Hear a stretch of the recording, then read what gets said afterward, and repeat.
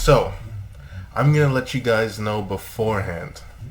I'm recording this portion of the video days after the reaction because I am lazy. So yeah, just gonna tell you guys that. So the intro track is a classic, and I recognized the hook the moment it played. You can clearly tell there's a theme going on just by the first track, and you can also tell that it's a concept album just by the first track. I like how the intro track has a live audience in the background of the song. It really gives it that live performance feel. I wish they did more explaining on who this Sargent Pepper person is on the beginning of this album, but I also do kind of like the mystique and the mysteriousness of us not knowing who Sargent Pepper is. So yeah, the title track, the intro track, Sargent Pepper's Lonely Heart Club Band, is a good song. And I kept calling it the intro track because that is a mouthful of a name for a song. But that's a nitpick. I like long names for songs. They're cool.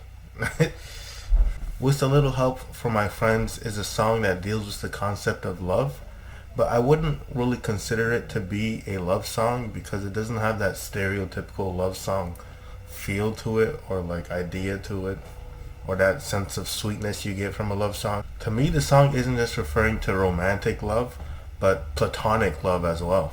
The chorus says it itself, I get by with a little help from my friends. Friends, love, platonic, you get it? Your friends and your love interest gives you the love and comfort you need to get through the difficulties of day-to-day life. Lucy in the Sky with Diamonds is such a cute song, and I had no idea what they were saying when I first heard it from a lyrical standpoint. It's obvious to me that it's just one of those songs that isn't trying to make sense, and they're just saying certain words and phrases because they sound cool together. The wordplay on Lucy is just so clever, and it also is pretty psychedelic to me. Because I don't know, I get this feeling of like being high or on some kind of fucking psychedelic when I listen to that song. Because of how fucking whimsical the wordplay is, you know? Getting better is the name of optimism. I mean, the name says it itself. Getting better. When I hear that song, it makes me want to get up and do all the good things that I said I would do yesterday but didn't, and just start doing all the shit I've been procrastinating, all the things I've been avoiding. The song seems to touch upon the idea of abuse, specifically an abuser that's trying to change his ways. Just going off of the third verse, it also critiques school just a little bit. Maybe the singer of the song thinks school is the reason why he is the way he is, you know, an abuser. It's interesting how the Beatles can take a simple concept like fixing a hole, filling a crack, painting a room, and just turn it into something a bit more complicated than what they are actually singing about. And that's, in my opinion, is what makes Fixing a Hole such a great track. It seems like all those mundane chores they're doing is a way for them to escape all the negative thoughts that they are usually ruminating about. The chorus on She's Leaving Home is such a twee experience. And by twee, I just mean sentimental. Just the way John and Paul harmonize is just so beautiful. I also like the vocal inflection Paul uses on the chorus. The song is about a girl who runs away from her parents because to her parents weren't the best parents, which is a very relatable topic. The storytelling is executed so well, and it's definitely the most meaningful song on the album.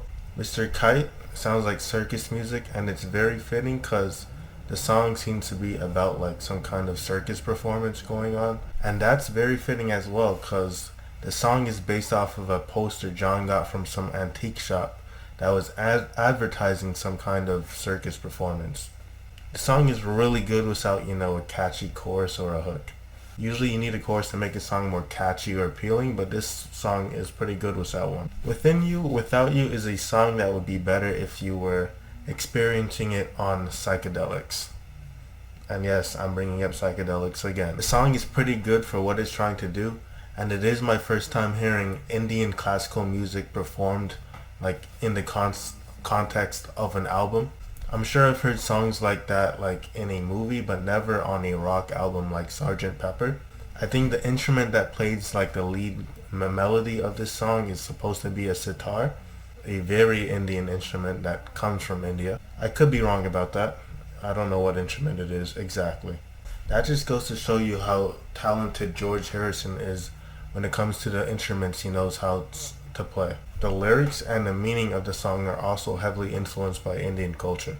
When you really read the lyrics, you see how deep it gets. It touches on ideas such as nirvana and spiritual energy, just to name a few. When I'm 64 is just an okay song to me. It sounds like something from Toy Story, specifically the woodwind instrument they use on the song. Lyrically, this song seems to be about someone wanting their significant other to stay with them until they're really old, 64 to be exact. Just by the way things are worded on the song, it seems like it's a marriage proposal of some sort. The song was written by Paul when he was a teenager, and it shows because it's pretty amateurish for a song. A Beatles song. Okay, I had no idea what a meter maid was before listening to Lovely Rita. The song is catchy and it definitely grew on me. I was singing it in the shower. That's how you know it's catchy. I need to find myself a good looking meter maid. This song inspired me, not gonna lie. You can tell Paul is really infatuated with the girl he's singing about in this one. He took her to dinner, then he took her home and everything. I wonder what else he did, if you know what I'm saying. Good Morning is good, and I'm not just saying that because good is in the title. I don't really understand the story they're trying to paint too well in the lyrics. I really like the production though, especially the horns that play through the song. The guitar solo halfway through also hits. The way Paul sings is also really satisfying. The reprise on this one is actually a really cute jingle. Usually I don't care for reprises, I do like this one though. And I also do like how they changed it up a bit compared to the opening of the album. The guitar work reminds me a little bit of Jimi Hendrix. Just a little bit. I hate to make that comparison. Because that's like the two biggest rock artists of the 1960s are getting compared to each other. What do you know? Who would have thunk it? The closer, A Day in the Life, kicks ass and it gets better and better the more you listen to it. I really like the collage of instruments that plays twice through the song. I just love how it builds up and makes this amazing crescendo. The song from a lyrical standpoint goes from being pretty melancholy to happy. The Beatles, lyrically speaking, they commit someone committing suicide, and they do a really good job at making you feel emotional on this song. The news story that part of the song is based on didn't have the guy actually killed himself. He died in a car accident in real life. Lennon made it that he killed himself though for more of an emotional effect. Then a few verses after that, the singer depicts himself waking up, getting out of bed and being late for work. Only the Beatles can seamlessly go from two topics like that and make it work so well. I'd also like to mention the part where the fourth verse starts sounds a hell of a lot like Mr. Blue Sky by the Electric Light Orchestra, a song I'm only familiar with because I watched Guardians of the Galaxy Volume 2. For a second I thought this song was that song, but there's no way. They just sound similar at that specific part of the song. It really shows Lennon's talent that he was able to take two news story and one movie he played it and turn it into like an original song. I noticed a trend with the entire album. Almost every song features a verse, chorus, or bridge that's not very long. Usually the verses, choruses, or bridges were 2 to 6 lines in length. I wasn't used to it, but I learned to like it. The Beatles are certainly a rock band, but I noticed they don't heavily focus on guitar bass noises in their music. Unlike some other rock bands, their guitar usage is pretty subtle. I'm more into more like the heavy usage of guitar in rock music. Like, I don't know, a band like Bad Brains, for example. But I can get into artists like this as well, like the Beatles. They kind of remind me of Imagine Dragons in a way, where they have all these synths and other things in their sound besides guitar. By the way, Imagine Dragons sucks. Just saying. I love how every member of the band does vocals in some kind of way.